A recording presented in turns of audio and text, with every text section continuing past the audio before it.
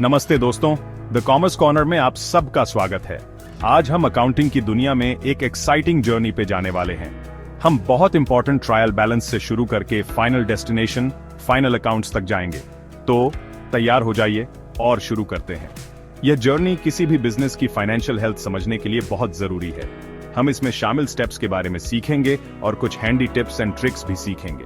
और चिंता मत करो, मैं सब कुछ सिंपल और फन रखूंगा। मान लीजिए आपके पास एक बड़ा पजल है, जैसे कि 1000 पीसेस वाला। आप इसे सॉल्व करने के लिए उत्साहित हैं, लेकिन सबसे पहले आपको यह सुनिश्चित करना होगा कि आपके पास सारे पीसेस हैं। अगर एक भी पीस गायब है तो पजल पूरा नहीं हो पाएगा।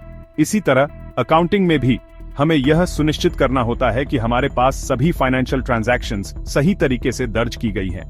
ट्रायल बैलेंस ऐसा है जैसे पजल सॉल्व करने से पहले चेक करना कि आपके पास सारे पीसेस हैं या नहीं। यह एक महत्वपूर्ण स्टेप है जो हमें यह सुनिश्चित करने में मदद करता है कि हमारे फाइनेंशियल रिकॉर्ड्स एक्यूरेट और कंप्लीट हैं। यह आपके लेजर के सभी अकाउंट्स का समरी होता है।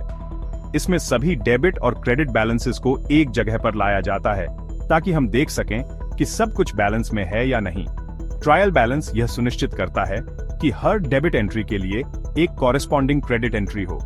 यह अकाउंटिंग सिस्टम की डबल एंट्री बुककीपिंग प्रिंसिपल पर आधारित है, जो कहता है कि हर ट्रांजैक्शन के दो पहलू होते हैं, डेबिट और क्रेडिट। इससे basic accounting equation assets equals liabilities plus equity सही रहती है। यह इक्वेशन अकाउंटिंग की नींव है और इसे सही रखना बहुत जरूरी है ताकि हमारे फाइनेंशियल स्टेटमेंट्स एक्यूरेट हों। ट्रायल बैलेंस एक चेक पॉइंट जैसा है जो हमें स्टार्टिंग में ही एरर्स ढूंढने में मदद करता है।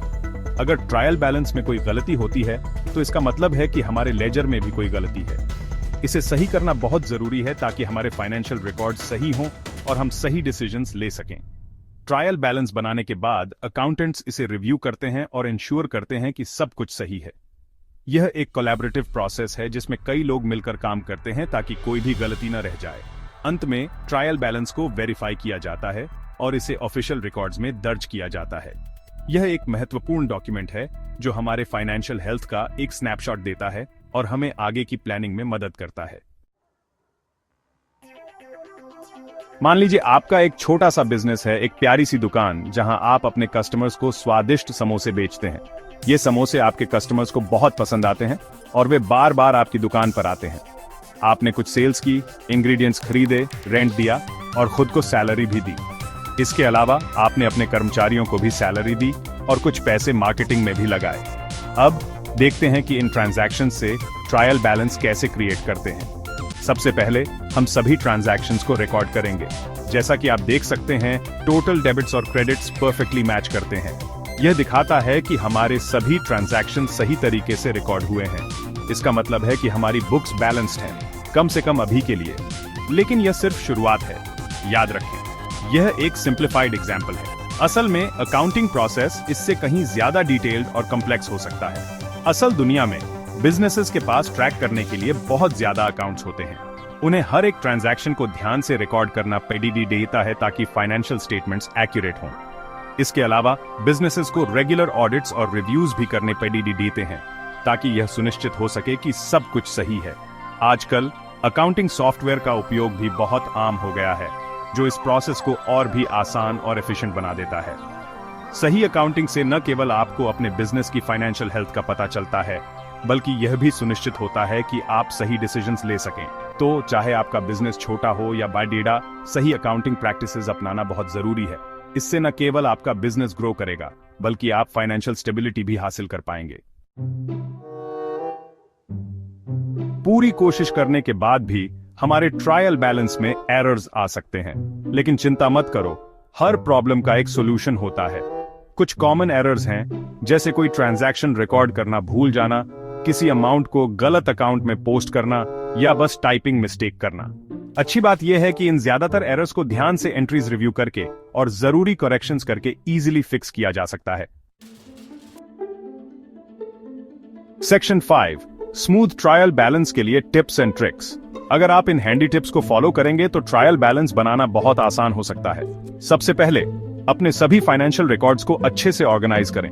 प्रॉपर ऑर्गेनाइजेशन इंश्योर्स कि आप कोई भी एंट्री मिस नहीं करेंगे और सब कुछ सही जगह पर होगा।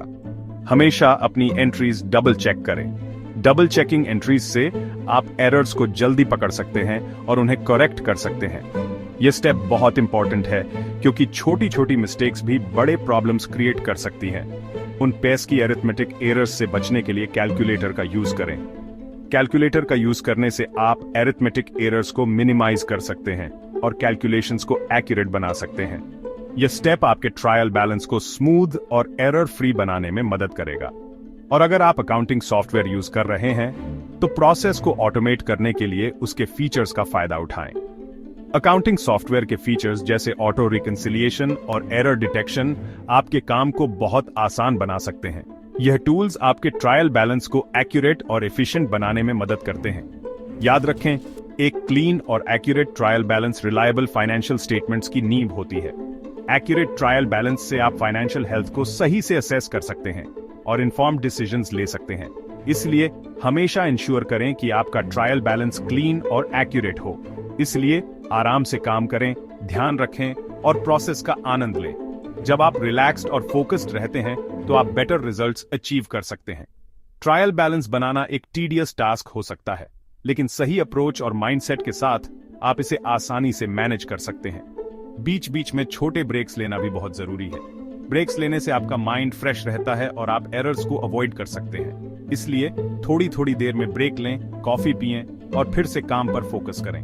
अगर आपको किसी एंट्री या कैलकुलेशन में डाउट हो तो अपने कॉलीग्स से डिस्कस करें। टीम वर्क और कोलैबोरेशन से आप बेटर सॉल्यूशंस फाइंड कर सकते हैं और एरर्स को मिनिमाइज कर सकते हैं। एक दूसरे की मदद से आप ट्रायल बैलेंस को और भी स्मूथ बना सकते हैं। अंत में एक चेकलिस्ट मेंटेन करें और सभी स्टेप्स को फॉलो करें। चेकलिस्ट से आप इंश्योर कर सकते हैं कि आपने कोई भी इंपॉर्टेंट स्टेप मिस नहीं किया है। यह आपके ट्रायल बैलेंस प्रोसेस को सिस्टमैटिक और ऑर्गेनाइज्ड बनाए रखेगा। इन टिप्स और ट्रिक्स को फॉलो करके आप अपने ट्रायल बैलेंस प्रोसेस को स्मूथ और एफिशिएंट बना सकते हैं। Happy accounting. सेक्शन 6, थोड़ा सा मजाक। अकाउंटेंट काम पे एक्स्ट्रा सॉक्स क्यों लाया? अगर ऑडिटेड हो गया तो समझे, क्योंकि ऑडिटर्स हमेशा चेक करते हैं। ठीक है, बस इतना ही।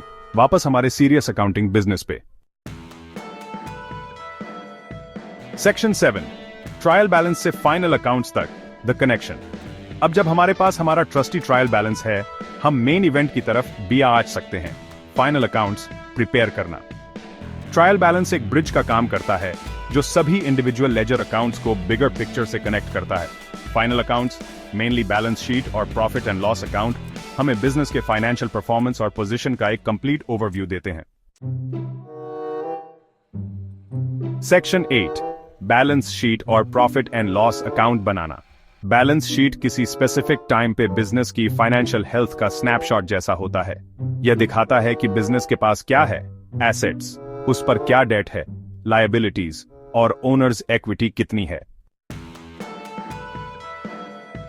Section 9, conclusion.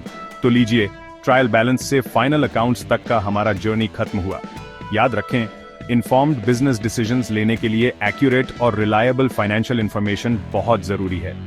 स्टेप्स को समझकर और हमारे डिस्कस किए गए टिप्स को फॉलो करके आप इंश्योर कर सकते हैं कि आपकी फाइनेंशियल रिपोर्टिंग टॉप नॉच हो। अगली बार तक नंबर्स को क्रंच करते रहें और द कॉमर्स कॉर्नर से जुड़े रहें।